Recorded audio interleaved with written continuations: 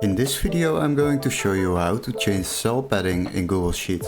So it is very easy. What we will do, we will first do the vertical lining and then the horizontal lining.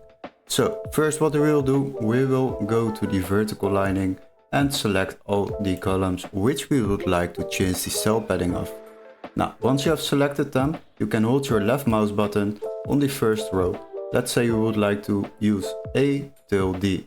Select the rows by holding your left mouse button and going over it. After that we need to wrap the text. So go to the wrap option and then do the wrap option. As you can see, we have now wrapped the selected columns. And the next step is to right click on it and then we will resize columns A till D. Select that option, resize columns, and now we can change the width.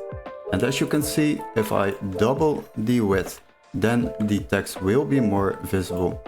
Always use the center function to make it more visible. So let's say we would like to center the text, then you will see that it is already more visible for people to read the text within these cells. So the next step will be to use the left side of this sheet.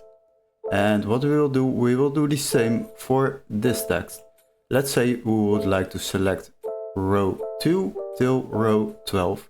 Then select them by holding your left mouse button and drag it down till row 12. After that, right click on it and then you can resize rows 2 till 12. Select that option. Let's say we would like to double the cell height. Now, then enter 42 and after that click on OK. And as you can see, now it is already more resized, but we would like to give the text a more visible option, so we would like to center the text. Now what you need to do now is basically go to the cells and then we will select it. So select A2 till D12 and after that we will wrap the text. So again, go to the wrap function, then use this one and wrap the text. And what we need to do now, go to the vertical alignment, select this option and then middle alignment. So select the middle alignment option over here. After that, the text will be aligned in the middle of the cell.